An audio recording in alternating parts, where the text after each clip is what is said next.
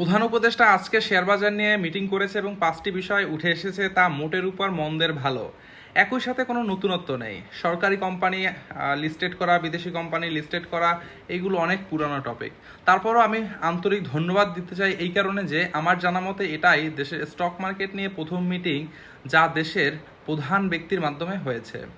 বিগত দিনে শুধুমাত্র দেখতাম স্টক মার্কেট নিয়ে প্রধানমন্ত্রীর হস্তক্ষেপ কামনা করা হতো। দেখুন, বর্তমান প্রেক্ষাপটে ভারত পাকিস্তানের যুদ্ধের সমাধান হয়েছে, মার্কেট ইন্ডেক্স কমতে কমতে তলানিতে এসে ঠেকেছে। নতুন করে এখান থেকে মার্কেট পতনের কোনো সুযোগ নেই। তারপরও কিছু কুচক্রী মহল মার্কেটকে নিয়মিত প্যানিকের মধ্যে নিয়ে যাওয়ার চেষ্টা তারা করবে, কারণ ওরা জানে সাধারণ বিনিয়োগকারীদের অ্যাকাউন্টে নতুন করে শেয়ার কেনার অবস্থায় নাই। এই সুযোগটা কাজে লাগিয়ে যদি কম টাকায় কেনা যায় তাহলে দোষেরও বা কি। আমি এই জায়গায় সিকিউরিটিজ অ্যান্ড এক্সচেঞ্জ কমিশনকে দায় দিতে চাই। 8-9 মাসে আপনারা কি কিছুই সংস্কার করতে পারেন নাই যে এখন বিদেশি এক্সপার্ট এনে সংস্কার করতে হবে? স্টক মার্কেটের সংবিধান কি নতুন করে লিখতে হবে?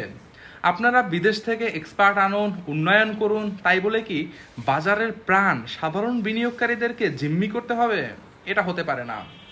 দেখুন, মানুষের আস্থা, বিনিয়োগকারীদের আস্থা অর্জনের যে প্রসেস আপনারা হাতে নিয়েছেন তা অবশ্যই প্রশংসার দাবি রাখে, তবে তা লং টাইম ব্যাপী।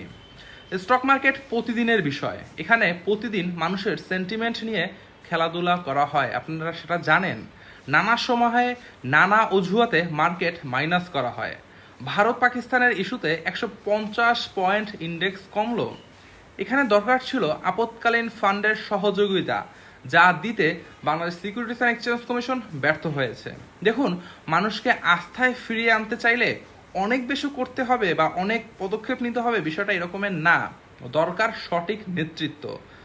আজকের মিটিংয়ের জন্য প্রধান উপদেষ্টাকে ধন্যবাদ জানাই। একই সাথে বিনীত অনুরোধ করব, মার্কেট সংশ্লিষ্ট যারা আছে তাদের সাথে কথা বলুন, তাদের কথা শুনুন। দেখবেন আজকের মিটিংয়ের সারমর্ম চেঞ্জ হবে। ব্রোকার হাউস প্রতিনিধি, মার্চেন্ট ব্যাংক প্রতিনিধি, ফান্ড ম্যানেজার, সাধারণ বিনিয়োগকারীদের প্রতিনিধিদের নিয়ে আলোচনা করুন। আমরা সবাই চাই একটা স্থিতিশীল টেকসই স্টক মার্কেট, যেখানে সুশাসন থাকবে, একই সাথে দুর্নীতি থাকবে না, এবং সর্বশেষ দরকার একজন দক্ষ, মার্কেট বুঝে, অভিজ্ঞ, বিনিয়োগকারীদের বন্ধুসুলভ একজন লিডার, যিনি দেশের স্টক মার্কেটকে একটা অনন্য উচ্চতায় নিয়ে যাবে। সম্মানিত বিনিয়োগকারীগণ, সর্বশেষ একটা কথা বলতে চাই, রাত যত গভীর হয় প্রভাত তত নিকটে আসে। আমাদের সকলের বিনিয়োগ ভালো থাকুক, সবাই সুস্থ থাকুন। আল্লাহ।